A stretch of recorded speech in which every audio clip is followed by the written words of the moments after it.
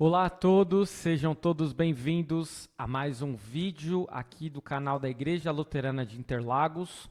Sou o pastor Rômulo Souza, quero dar prosseguimento ao nosso projeto A Bíblia ao longo do ano. Hoje nós vamos iniciar o nosso 13º livro, já estudamos 12 livros, vamos ao 13º livro de 1 Crônicas. 1 Crônicas, capítulos 1 a 4. E como normalmente fazemos, vamos fazer uma introdução. E antes é importante a gente explicar, mais uma vez, que nós não estamos seguindo a ordem dos textos dos livros bíblicos, porque o último livro que nós estudamos foi 2 Samuel. E na ordem viria 1 Reis. Mas nós vamos fazer uma pausa nessa sequência de 2 Samuel para 1 Reis e vamos colocar nesse meio 1 Crônicas. Por quê? Porque 1 Crônicas vai trazer histórias que nós já vimos a respeito de Davi, especialmente lá em 1 e 2 Samuel. E é importante a gente demonstrar que 1 Crônicas e 2 Crônicas não foram dois livros, foi apenas um livro que está subdividido em dois por questões de tamanho. E a gente acha importante, então, frisar mais uma vez a dinastia de Davi, só que agora com um outro olhar, um olhar do autor de 1 Crônicas, que para muitos, pela tradição, esse livro é atribuído a Esdras, ou Esdras, como queiram. Então, o tema será Promessas de Deus, o autor Esdras, a data entre 450 e 425 a.C., este livro deve ter sido escrito. O local, Judá, após o exílio, e os destinatários, os israelitas. Personagens principais, o rei Davi, valentes sacerdotes. Davi compôs muitos salmos da Bíblia, a gente já sabe disso. Os acontecimentos, genealogia de Adão até Davi, o reinado de Davi, uma preparação para construir o templo, aliança de Davi com Deus, uma organização do sacerdócio e a morte do rei Davi. É importante, então, nós observarmos que este livro ele não é simplesmente uma repetição de Samuel, e depois, 2 Crônicas, não vai ser simplesmente uma repetição de Reis. Isso muitas vezes faz com que as pessoas pulem o livro de Crônicas. Mas é importante a gente observar que vai ser uma outra visão, uma outra perspectiva e uma importante perspectiva. A primeira palavra do livro de Crônicas, do 1 Crônicas, é Adão. O último parágrafo vai falar do retorno do exílio, já lá em 2 Crônicas. Foi escrito, portanto, após o retorno do exílio, trazendo uma grande esperança profética na cidade e no templo que seriam reconstruídos. O autor de Crônicas reformulou as histórias de Davi e a história de Salomão. E a esperança de um futuro Messias e de futuro templo é a esperança que move o autor de Crônicas. Na divisão de 1 Crônicas, podemos observar que dos capítulos 1 a 9, ou seja, o estudo de hoje e o estudo de amanhã, e ainda parte do estudo de depois de amanhã, teremos apenas genealogias, que enfatizam duas linhagens principais: Judá, chegando até Davi, e o sacerdócio de Arão. Dos capítulos 10 a 29, nós temos a história de Davi, muito semelhante ao livro de Samuel, mas não igual. O autor deixa de fora as histórias negativas sobre Davi, os momentos em que Davi estava fugindo de algum perseguidor, o pecado de Davi contra Batseba, contra Urias, contra Deus. O que resta são as histórias que retratam Davi como um bom rapaz. Davi é retratado sempre de forma positiva. É uma figura semelhante a Moisés. Mas por que esse novo material sobre Davi? Será que o intuito era esconder os podres de Davi?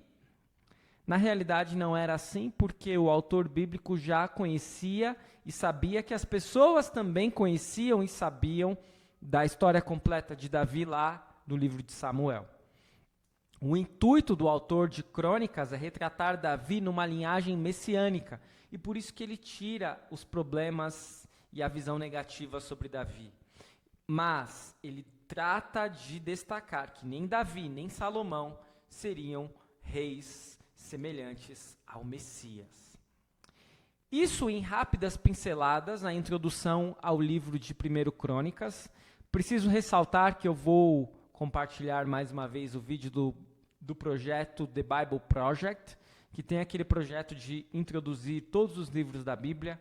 É maravilhoso, tudo isso que eu falei aqui, de uma forma resumida, eles colocam lá de uma forma mais completa. Não deixe de assistir.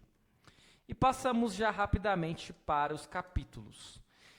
Eu vou destacar aqui a vocês que todos os 4 primeiros capítulos estão repletos de genealogias. Então ficaria muito maçante eu pegar esses capítulos e ler aqui com vocês. E não há, assim, nenhum tema, nenhuma narrativa, nenhuma história acontecendo. Então, eu vou apenas citar quais genealogias existem nos 4 capítulos. Nós temos os descendentes de Adão, os descendentes dos filhos de Noé, os descendentes de Sem, um dos filhos de Noé. Nós sabemos que de Sem vêm os semitas, os judeus. Descendentes de Ismael, que é a outra pegada, é a outra linhagem, não judaica, mas vêm os ismaelitas, que normalmente nós atribuímos à origem dos árabes. Os descendentes de Abraão e Quetura, não apenas Abraão e Sara, que está em Isaac, não apenas Abraão e Agar, que está em Ismael, mas também Quetura, uma outra esposa que Abraão vai ter depois da morte de Sara. Os descendentes de Esaú, filho de Isaac, né, irmão de Jacó, mas alguém que não vai estar na linhagem messiânica, né, porque vem de Isaac virá para Jacó. Descendentes de Seir e reis e chefes de Edom, os famosos edomitas. O capítulo 2 vai trazer os descendentes de Israel e os descendentes de Judá, que vai ter essa divisão, né? O capítulo 3 vai trazer os filhos de Davi e os descendentes de Salomão, que vai ser as duas principais figuras de 1 e 2 Crônicas. Em 1 Crônicas, Davi, 2 Crônicas, Salomão. E o capítulo 4 com os descendentes de Judá e os descendentes de Simeão. Nós precisamos observar que as listas de genealogia elas não estão completas. As listas nestes capítulos fornecem apenas um esquema da genealogia e não têm a intenção de serem completas. De acordo com seu propósito, o cronista dá mais atenção à família de Davi e às tribos de Judá, Benjamim e Levi. Por que as genealogias são tão importantes para o livro de Crônicas? Porque as genealogias são importantes para os seus leitores originais, porque conectam aquelas pessoas com tudo que se realizou anteriormente no plano de Deus. Também preparam o caminho para a história específica que ele quer contar, começando com o capítulo 10, que focalizará a linhagem real de Davi e o templo como centro do culto da nação. Este é um breve, muito breve resumo dos capítulos. Não deixe de ler. Eu sei que pode ser um pouco maçante ler nomes atrás de nomes, mas isso denota exatamente a importância que Deus dá a cada indivíduo e à família. Os ensinamentos para hoje, temos 2 ensinamentos. O primeiro, por meio das famílias da terra, o Senhor desenvolve o seu plano da salvação, focando Abraão, o pai de todos os que creem. E o segundo, a dinastia de Davi governou todo Israel por 80 anos. E o reino do sul de Judá por mais de 400 anos. Seus descendentes continuaram a liderar depois do retorno do exílio babilônico. De um pequeno começo, com o menino pastor, o Senhor fez grandes coisas. E o Senhor continuará fazendo grandes coisas por meio de você, por meio de mim, por meio de todos os crentes em Cristo, para que nós possamos continuar este legado, levando o amor dele a todas as pessoas. O livro de Crônicas é um livro de esperança, e eu espero que possamos prosseguir sempre com a esperança firmada em Cristo Jesus.